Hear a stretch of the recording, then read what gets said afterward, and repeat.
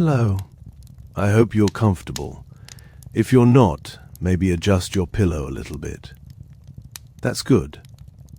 I wanted to talk to you tonight about the meaning of life, which sounds like a big topic, and it is, but I think if we take it slow and maybe look at it from a few different angles, like you might walk around a tree to see all its sides, we might find something worth thinking about, or at least something that helps you fall asleep.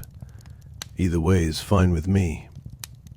I was making breakfast this morning, scrambled eggs. I make them the same way every time. 2 eggs, a little milk, some salt and pepper. I've been making them this way for probably 20 years now.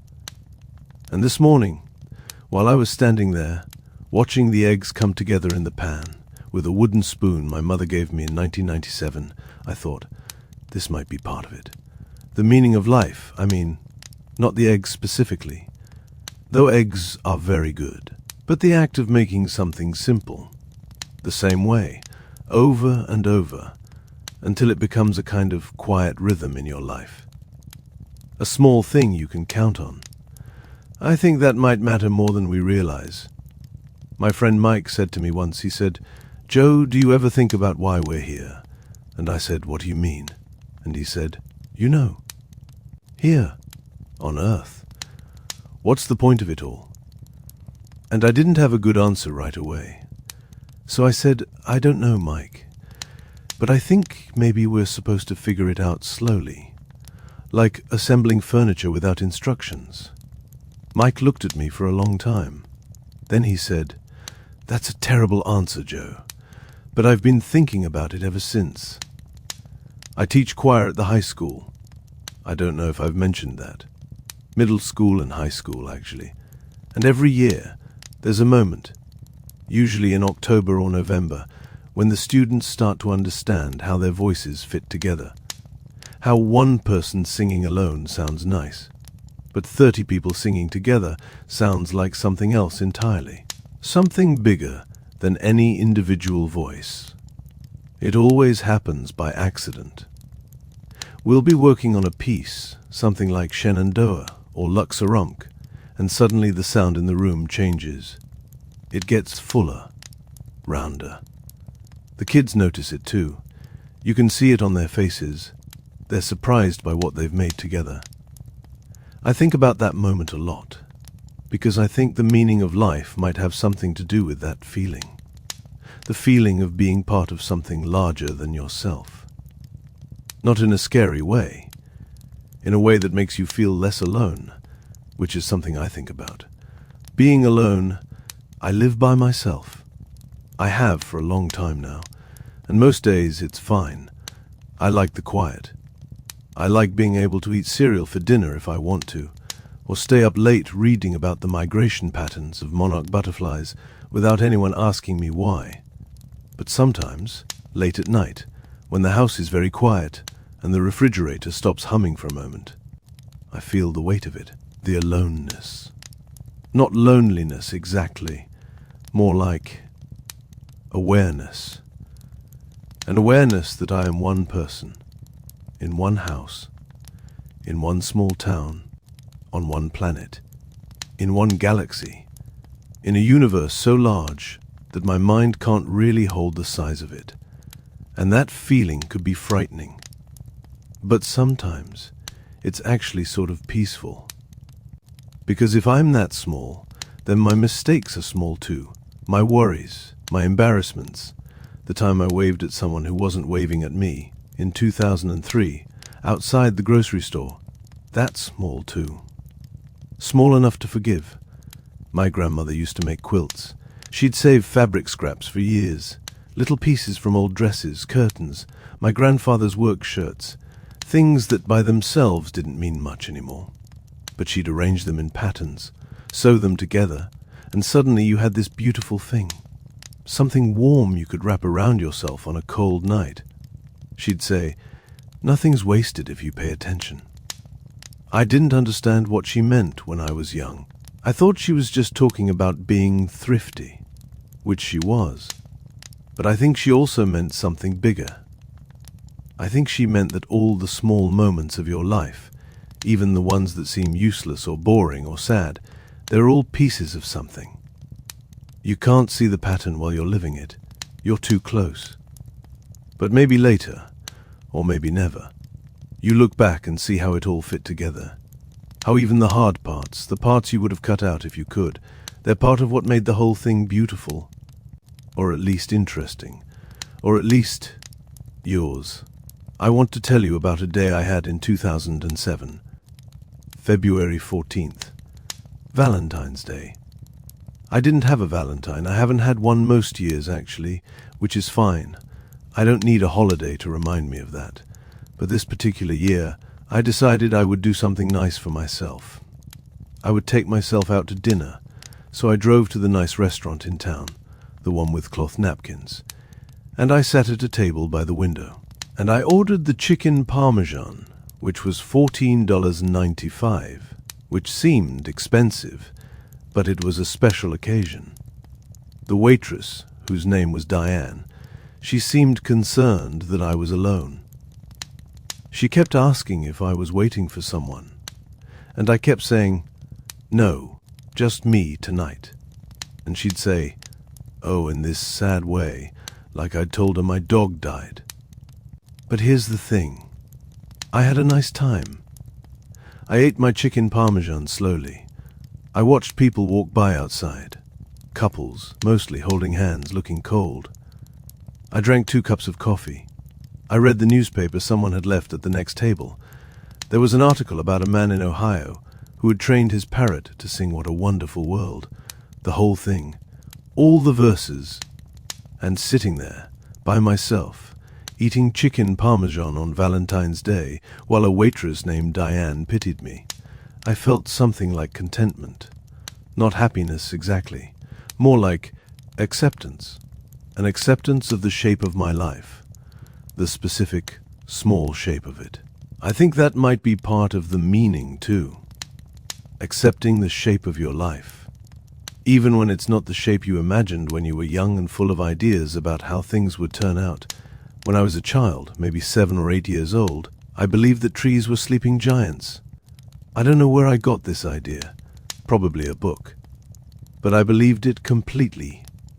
I thought that a long time ago there were giants who walked around doing giant things, and then one day they got tired. So they stood very still and put their roots down and decided to rest for a while. And they've been resting ever since. Hundreds of years, thousands of years, some of them. And I thought, when I was young, that maybe someday they'd wake up, all at once. And they'd pull their roots up out of the ground and stretch their branches and start walking again. And it would be wonderful and also terrifying. I don't believe that anymore. Obviously, I'm a grown man. I understand how trees work, photosynthesis, root systems, xylem and phloem.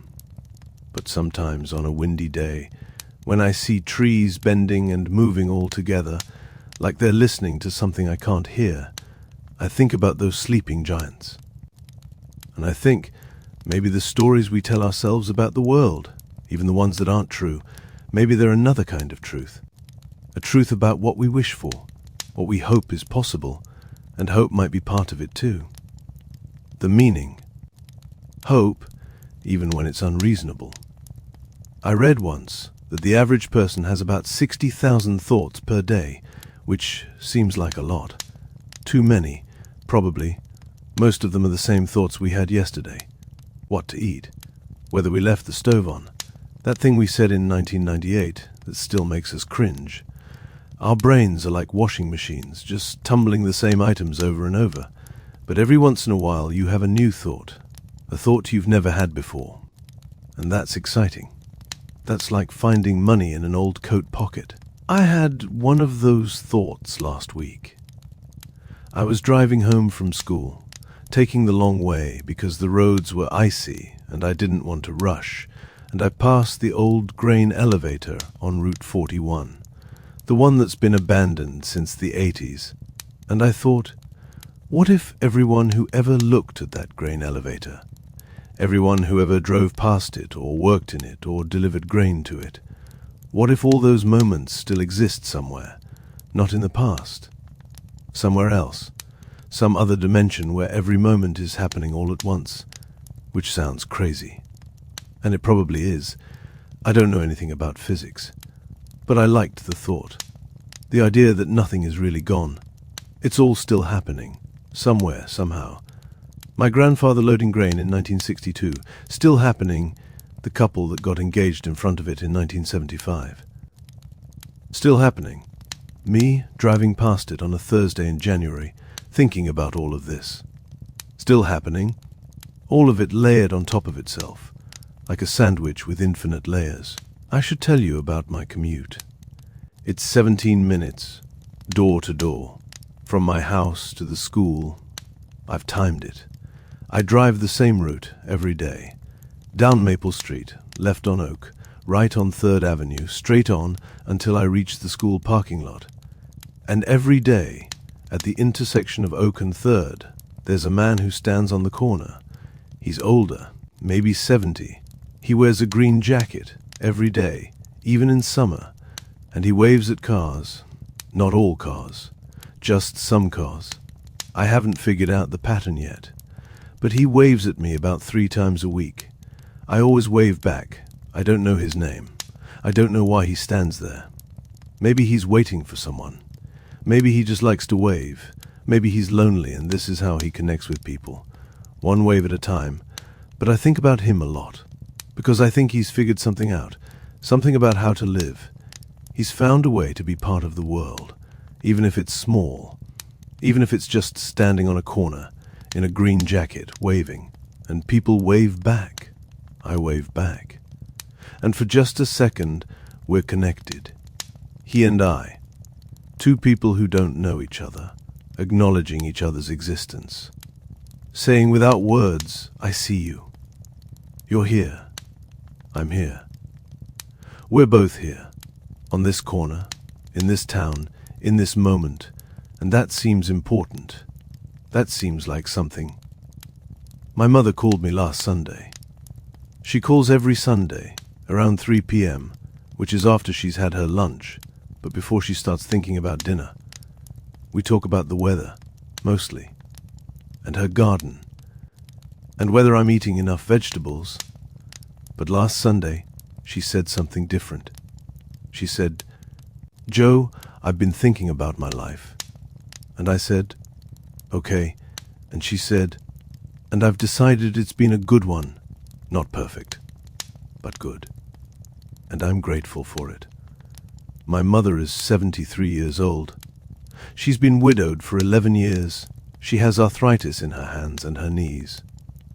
She can't garden the way she used to. She can't do a lot of things she used to do. But she said her life has been good. And she's grateful. I think about that a lot, about gratitude, how it's a choice, sort of, a way of looking at things. You can look at your life and see all the things you don't have, all the ways it didn't turn out the way you planned. Or you can look at it and see what's actually there. The small, real things that make up your days. The Sunday phone calls. The eggs in the morning. The man in the green jacket. The students learning to sing together.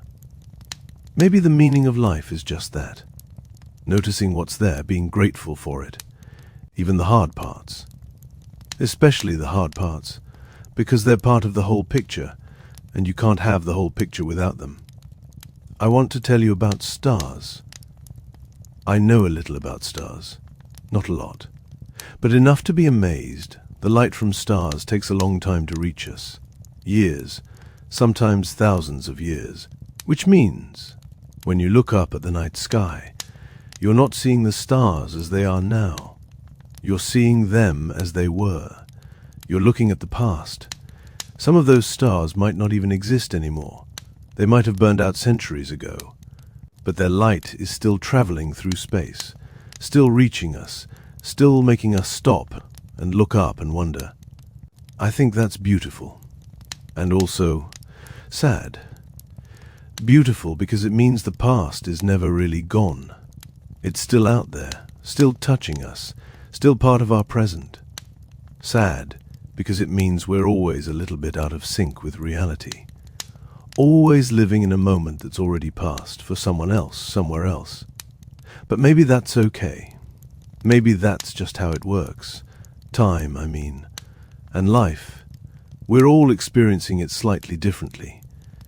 Your now is different from my now. Your perspective is different from mine. And yet, here we are, trying to connect, trying to understand each other, trying to make sense of this big, strange thing we're all part of. And sometimes we do. Sometimes we look up at the same star, even though we're seeing it from different places, different moments.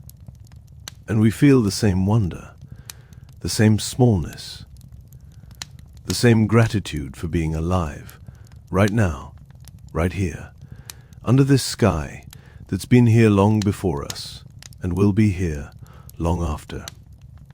I've been thinking about failure a lot lately. Not in a sad way, just noticing it. How much of life is made up of small failures. The lesson that didn't go well, the joke that didn't land, the recipe that turned out wrong, the friend you meant to call but didn't, the book you meant to read, the person you meant to become. We carry these small failures around with us. They pile up. Sometimes they feel heavy, but I've noticed something else too. The failures are what make the successes feel real. When something finally works, when the eggs turn out just right, or the choir hits that perfect note, or someone waves back at you, it matters because of all the times it didn't work. All the times it almost worked, but not quite. My grandmother, the one who made quilts, she used to say, "Perfect is boring, Joey." I think she was right. Perfect is boring. Perfect is hard to relate to. But a life with mistakes in it, with failures and awkward moments and things you wish you'd done differently, that's a life you can hold on to. That's a life that feels human. I want to tell you about walking. I try to take a walk every evening after dinner, before it gets too dark. Just around the neighborhood. 20 minutes or so. It's not much, but it's something, and when I walk I notice things. Small things. A bird on a wire, a dog barking in someone's yard. The way the light looks at 7 p.m. in winter, kind of blue and pink at the same time. The smell of someone's fireplace. The sound of voices inside houses, muffled and warm. And I think all these people, in all these houses, they're living their whole lives.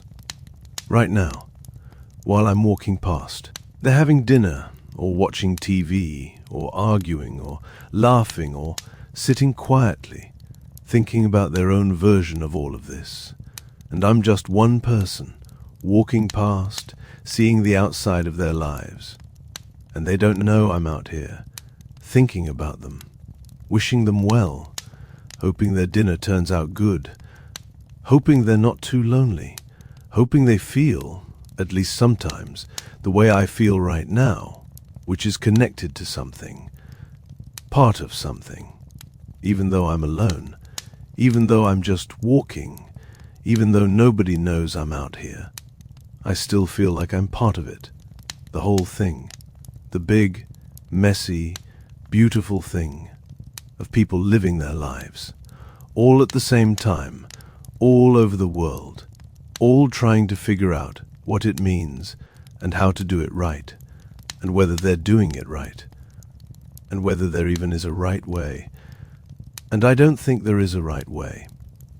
I think there's just your way, the way you stumble through it, making it up as you go, trying to be kind when you can, trying to notice things, trying to be grateful. My grandfather died in 1999. I was there when it happened, at the hospital. It was early in the morning, around 5 a.m. The sun wasn't up yet. He'd been sick for a while. Lung cancer. He smoked for 50 years, 2 packs a day, so it wasn't a surprise. But it was still hard. The last thing he said to me, he said, "Take care of your grandmother." And I said, "I will."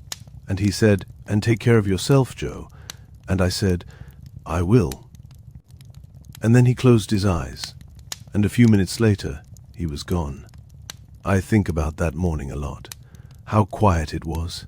How the nurses moved softly, like they were trying not to disturb anything. How my grandmother held his hand, even after he was gone, for a long time. How the sun came up anyway, like it didn't know something had ended. And I remember thinking, this is it. This is what it comes down to. All the years of a person's life, all their thoughts and memories and hopes and disappointments, and in the end it's just this, a quiet room, a few people who loved you, and then you're gone. And it could seem sad, and it is sad, but it's also sort of perfect, because what else would you want? What else is there, really, besides the people who love you, and the quiet, and the sun coming up? I think the meaning of life might be in that room, in that moment, the way we show up for each other, even when it's hard, especially when it's hard, the way we hold hands, the way we keep going, even after someone's gone, because that's what they asked us to do. Take care. Keep going. I've been talking for a while now. I hope you're still awake. Or maybe you're not. Maybe you're drifting off. That's okay too. That's what this is for. But before you fall asleep, I want to tell you one more thing. I don't know what the meaning of life is. Not for sure. I don't think anyone does. And I think people who say they know for sure are probably selling something. But I have some guesses. Some ideas I've picked up along the way. Like shells on a beach. I think it has something to do with paying attention. Noticing the small things. The way light comes through a window in the morning. The sound of rain on a roof. The smell of coffee. The feeling of a clean shirt. I think it has something to do with being kind. Not grand gestures. Just small kindnesses. Waving back. Calling your mother. Saying thank you. Meaning it. I think it has something to do with making things. Eggs, quilts, music, gardens. Something that wasn't there before. That you brought into the world with your hands, your voice, your time. I think it has something to do with accepting things. The shape of your life. Your limitations. Your failures. The fact that you're small and the universe is big. And that's okay. That's actually sort of beautiful. I think it has something to do with connecting. With other people. With places. With the past and the future. And this moment right now. Where all of it meets. And I think it has something to do with being here. Just being here. Showing up. Living your small, strange, particular life. Even when it's hard. Even when it's boring. Even when you don't know what you're doing or why. Because you're here. And that's not nothing. That's actually something. That's actually everything. It's late now. Or early. Depending on how you think about it. The house is quiet. The refrigerator is humming again. Outside somewhere a car drives by. Someone going somewhere. Or coming home. I don't know which. I'm going to make some tea in a minute. Chamomile. And then I'm going to sit by the window and watch the sky get lighter. I do this most mornings. It's one of my favorite things. There's something about that moment. Right before sunrise. When the world is between things, between night and day, between sleeping and waking, between what was and what will be, it's peaceful. It feels like possibility, and I think this is it. This is what I'm here for. These quiet moments, these small observations, this noticing, this gratitude, this being alive, not the big moments, not the dramatic ones, just this. Just the sky getting lighter, just the tea getting hot, just the feeling of being awake while the world is still mostly asleep. Just this. I hope you sleep well. I hope you have good dreams. And if you don't dream, I hope you have good rest. The kind of rest that makes tomorrow feel possible. And tomorrow, when you wake up, I hope you notice something small. Something you might have missed before. the way your pillow sounds when you turn your head, the first thought you have when you open your eyes, the feeling of being alive again for another day. And maybe you'll think about what we talked about tonight. Or maybe you won't. Maybe you'll forget all of it. That's okay too. But if you remember anything, remember this. You're here. Right now. In this moment. In this place. In this particular life that is yours and nobody else's. And that's the meaning. Right there. That's it. Not somewhere else. Not in the future. Not in the past. Not in some grand revelation or cosmic truth.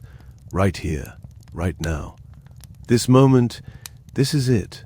This is everything. And it's enough. Good night.